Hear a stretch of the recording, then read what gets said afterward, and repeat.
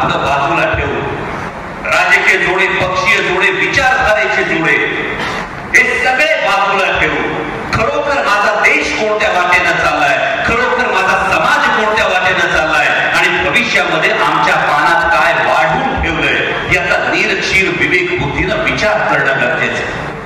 मगाशी मुंडे सरांनी त्यांच्या भाषणात सांगितलं जाहिरातीचे दर वाढले पाहिजे. मगाशी बच्चू भाऊंनी सांगितलं जाहिराती आल्या नाही तर अनेकदा असा अनुभव येतो की बातम्या सुद्धा कमी येतात. पण प्रश्न हा आहे की ठिकाणी जाहिराती येतील, खोल्यानी जाहिराती येतील, ठिकाणी जाहिराती येतील, जाहिरातीच्या पानाने वर्तमानपत्र सजली जातील. पण जे बच्चू भाऊंनी सांगितलं त्यामध्ये फार महत्वाचं तथ्य आहे की त्या जाहिराती येत असताना त्या जाहिरातीवर फक्त एक चेहरा असेल तर तो चेहरा म्हणजे देश नाही.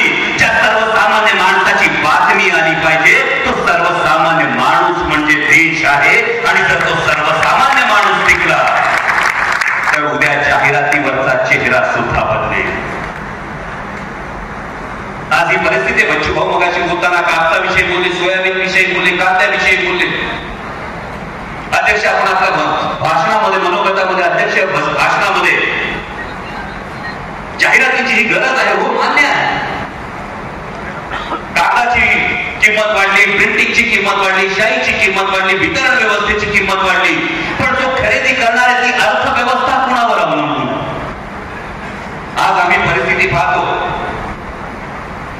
2 डिसेंबरला आमच्या कांद्याला 40 ते 45 रुपये भाव होता. मोठे 40 ते 45 रुपये भाव होता आमचा. तेव्हा सर्वसामान्य 2 एकर फक्त शेती असलेला कांदा उत्पादक जेव्हा कांदा पिकवतो त्याला एकरी 12 टन कांदा पिकतो. त्याला असं वाटलं होतं की 12 टन कांदा आहे, जर 40 रुपयांनी जर कांदा विकला तर 548 म्हणजे 9,60,000 रुपये आपल्या घरात येतील. किती? 9,60,000 घरात येतील. पोराचं शिक्षण होईल, पोरीच्या लग्नाची काहीतरी तजवीज होईल. 9,60,000 म्हणजे सर्वसामान्य शेतकऱ्यासाठी फार मोठी किंमत आहे. 3 डिसेंबरला निर्यात बंदी लागली. आज कांद्याचा भाव 13 रुपये बच्चू. जे 43 रुपयाला कांदा विकत होता तो जेव्हा 13 रुपयाला घालतो ना माझा शेतकरी, तेव्हा किलो मागं 30 रुपयाचं नुकसान होतं. एकरी 12 टन, 2 एकराची 24 टन, 7,20,000 रुपये माझ्या सर्वसामान्य शेतकऱ्याच्या खिशातून काढले जातात.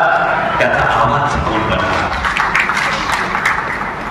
माननीय पंतप्रधानांच्या वाढदिवसाच्या दिवशी माझा जुन्नर तालुक्यातला एक कांदा उत्पादक शेतकरी माननीय पंतप्रधानांना पत्र लिहून आत्महत्या करतो. त्या शेतकऱ्याचा आवाज कोण बनणार? आणि हा सर्वसामान्य शेतकरी, हा सर्वसामान्य कष्टकरी तुमच्या प्रत्येकाकडे आशेनं बघतो. कारण वार्तांकन आणि बातमी या 2 गोष्टींमध्ये फार मोठा फरक आहे. फक्त वार्तांकन करायचं तर फक्त काळ्याचं पांढरं करता येतं. पण तुमच्या सगळ्यांकडून आशा, अपेक्षा यासाठी आहे कारण तुम्ही फक्त वार्तांकन करत नाही, त्यामागची बातमी तुम्ही करता.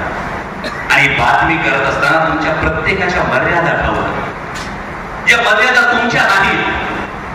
बातमी तुमच्याकडून जाते पण ती लागते किती ही महत्वाची बाब आहे. काय सचिन भाऊ? ही आपली अडचण आहे. कारण प्रेस फ्रीडम इंडेक्स, चेतन भाऊ, जेव्हा आपण प्रेस फ्रीडम इंडेक्स म्हणतो तेव्हा आम्ही एकीकडे सांगतो देश 5व्या क्रमांकाची अर्थव्यवस्था होतोय. आम्ही देशात विश्वगुरु होण्याचा प्रयत्न करतोय. पण जगातली सर्वात मोठी लोकशाही, ज्या लोकशाहीचा 4था स्तंभ माध्यम आहे, त्या देशाची प्रेस फ्रीडम इंडेक्स मध्ये दिवसेंदिवस घसरण होते. 156, 157व्या स्थानावर जर आम्ही राहत असू तर माझ्या सर्वसामान्य नागरिकाचा, सर्वसामान्य माणसाचा आवाज पोहोचणार किती? हा एक फार महत्वाचा प्रश्न. आजही आपण बातमी दिली 7 टप्प्यांमध्ये निवडणूक होणार, बरोबर? 4 महिन्यांपूर्वी आम्ही ऐकलं होतं 1 नेशन 1 इलेक्शनची तयारी सुरू आहे. मग एकीकडे 1 नेशन 1 इलेक्शनची तयारी असताना 7 टप्प्यांमध्ये निवडणूक होते. या वार्तांकनामागची बातमी शोधणं गरजेचं आहे की 7 टप्प्यांमध्ये कोणाला वेळ मिळावा, कोणाकडे चेहरे नाही.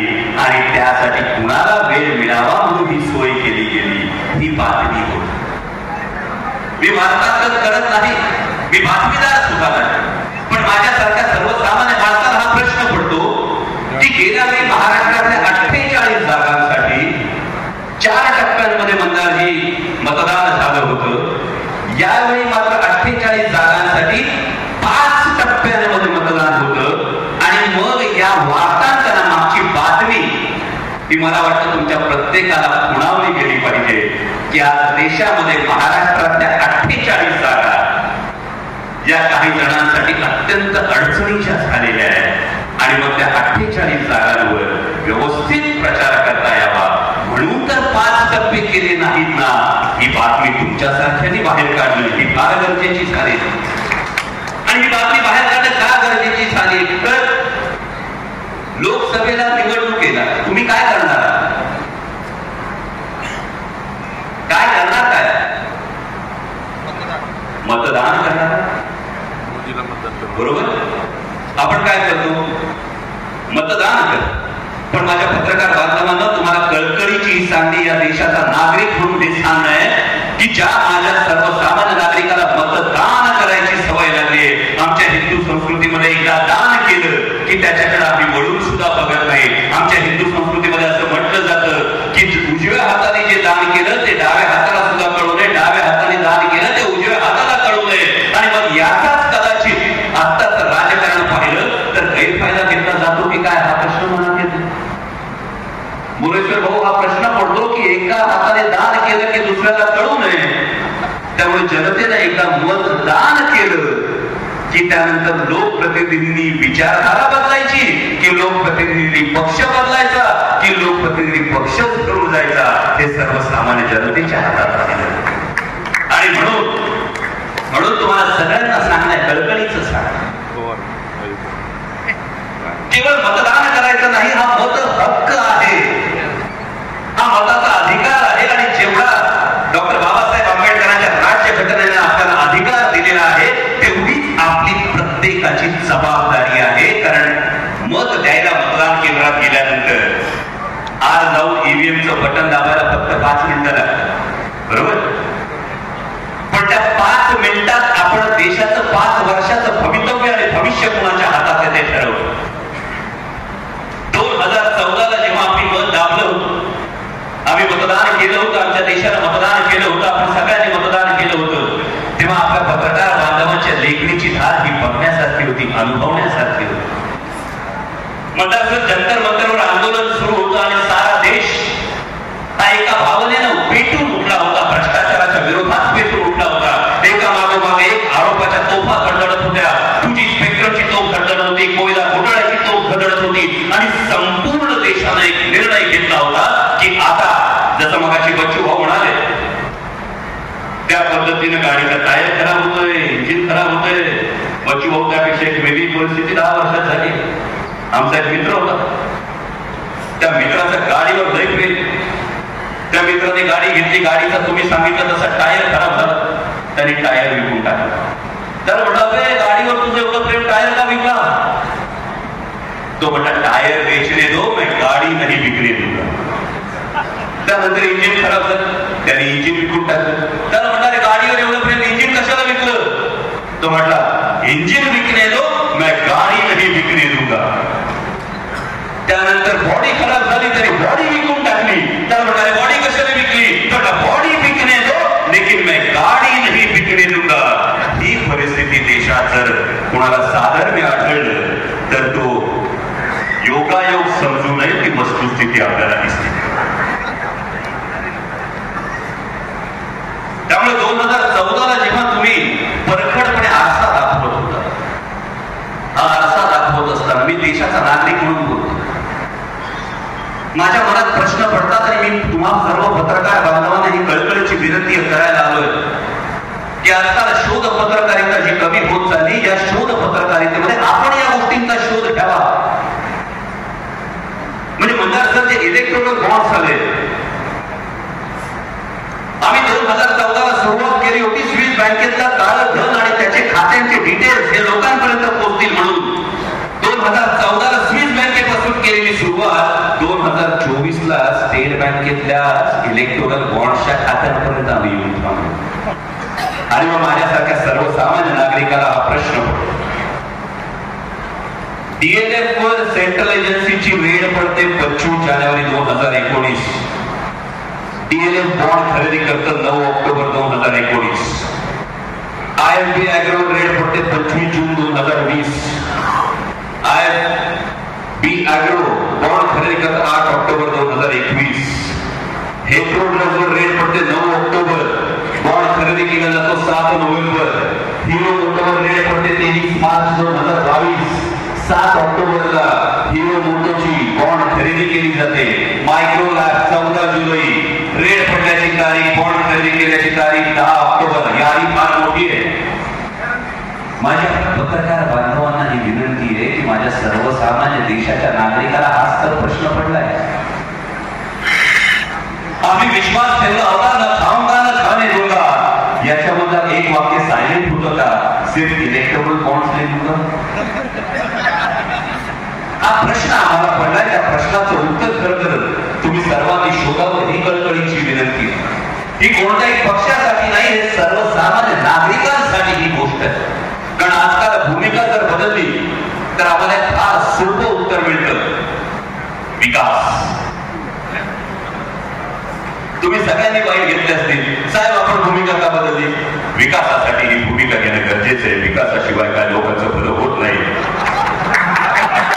या अनेकांना ही उत्तर आपल्याला मिळतात. एक साधा प्रश्न विचार. मी फक्त प्रश्न विचारतोय, मला फक्त तुमच्याकडून उत्तर हवे. मी काय राजकारणातला नाही. मोठमोठे नेते सांगतात राजकारण माझा पिंड नाही. त्यामुळे मी साधे प्रश्न विचार. बच्चू भाऊ, आपल्या दुधाचे दर पडले, 10 रुपये पडले लिटर मागं. 10 रुपये दुधाचे दर पडले. आमच्या पुणे जिल्ह्याचं चेतन भाऊ जर कलेक्शन बघितलं दुधाचं तर 26 लाख लिटर आहे. 26 लाख लिटर हे आमचं दिवसाचं पुणे जिल्ह्याचं दुधाचं कलेक्शन आहे. 10 रुपयाचा दर पडला. आमच्या सर्वसामान्य शेतकऱ्याचं नुकसान आहे 2,60,00,000. दूध तर काही होत देतात. त्यामुळे महिन्याचं आमचं नुकसान झालं 80 कोटी रुपयाचं. आज बघणार सर, 80 कोटीचं आमच्या सर्वसामान्य पुणे जिल्ह्यातल्या शेतकऱ्याचं महिन्याचं नुकसान होते. गेले 12 महिने झाले दुधाचे दर 10 रुपयांनी पडले. बारी आधी किती? 96 महिन्याचं 80 कोटीचं नुकसान. वर्षभराचं नुकसान किती झालं 12 महिन्याचं? 960 कोटी रुपयांचं.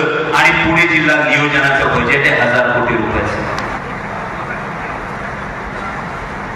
माझ्या भावाचा प्रश्न विचारला पाहिजे.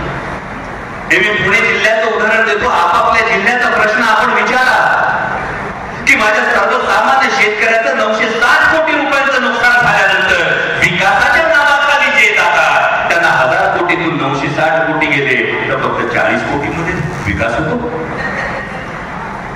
हा प्रश्न विचारणं गरजेचं आहे भावांनो. नाहीतर परिस्थिती कशी होते? म्हणतात जर एक माणूस असो, त्याच्या खिशात पगार झालेला असतो. पगारामुळे बँकेत बायकोनी सांगितलेलं असतं जरा घर खर्चाला पैसे घेऊन बँकेतून आपली कॅश काढतो. 10,000 रुपये आपल्या खिशात ठेवलेले असतात. गर्दीच्या ठिकाणी जातो. 1000-2000 माणसं जमलेली असतात. पाकिट मारलं जातं. 10,000 खिशातून गायब होतात. माणसाच्या डोळ्यात पाणी येतं. कासावीस होतो. 10,000 काढले होते, बायकोनी सांगितले होते, मारले कुणीतरी, करायचं काय वैदन भाऊ 10,000चं. तेवढाच कुणीतरी फाला माणूस येतो, तो म्हणतो भाऊ रडू नका, दुपारची वेळ हे 500 रुपये घ्या, चांगलं जेवण करा, थंड पाण्याची बाटली घ्या आणि निवांत घरला जा, पैसे मिळतील. जाताना आमचा सर्वसामान्य माणूस ज्याचा किस्सा 10,000ला मारला गेलाय तो म्हणतो केवढा भला माणूस आहे बाबा. 500 रुपये दिले, जेवायला दिले, थंड पाण्याची बाटली दिली आणि तो त्याला दुवा देत घरी जातो. आणि जसा तो पाठ वळवतो तसा ज्याने 500 रुपये दिलेले असतात तो बाकीचे 9,500 खिशातून काढतो आणि म्हणतो याला म्हणतात धंदा. माझा सर्वसामान्य शेतकरी जेव्हा 1 लाख रुपयाची खतं घालतो ना, त्याच्यावर 18% जीएसटी भरतो. 18,000 रुपये तो सरकारला देतो आणि त्याच्यातून 6,000 रुपये काढून दिले जातात आणि सांगितलं जातं बघा आम्ही सन्मान करतोय. ते तुम्हाला बाहेर यावं लागेल, हे बाहेर आणावं लागेल तर देश टिकेल. म्हणजे देशात राम भारतामध्ये उभारला गेला अभिमानाची गोष्ट आहे. संसदेच्या प्लॅटफॉर्मवर उभं राहून, संसदेच्या फ्लोअरवर उभं राहून मी म्हणालो की yes I am born Hindu and proud to be Hindu. पण त्याच वेळी देशाचा नागरिक म्हणून रामायण हा माझा धर्मग्रंथ आहे, पण माझा राष्ट्रीय ग्रंथ हा डॉक्टर भारतरत्न बाबासाहेब आंबेडकरांनी लिहिलेलं संविधान आहे. आणि त्या संविधानामुळे मला लोकशाहीचा विचार करणं तेवढंच गरजेचं आहे. आणि म्हणून बच्चू भाऊ, आम्ही राम मंदिरात रामलल्लाचं दर्शन घेण्यासाठी 365 दिवसाचा एक दिवस नक्कीच जाणार. पण बाकीच्या 364 दिवसांचं काय, याचा प्रश्न मात्र आम्ही विचारल्याशिवाय राहणार नाही. आणि हा प्रश्न विचारत असताना तुम्ही सगळेजण हा आवाज, सर्वसामान्य मतदाराचा आवाज, सर्वसामान्य नागरिकाचा आवाज बनार अशी मला खात्री. मला चिठ्ठी आली, बच्चू भाऊचं फ्लाईट आहे.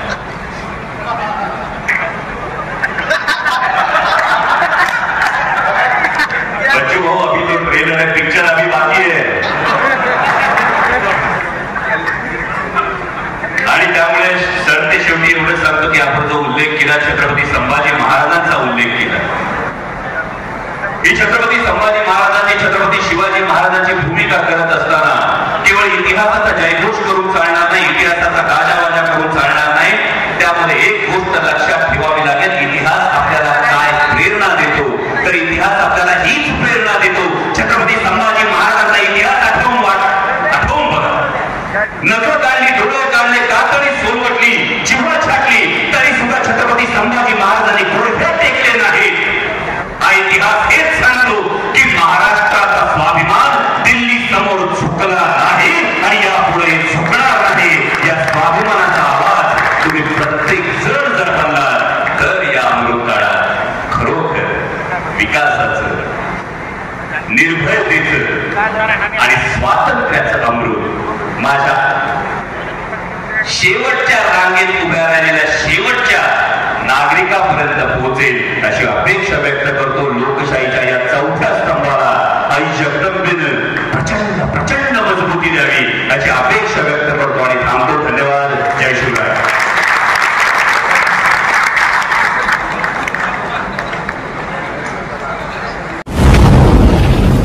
आवाज बहुजनांचा.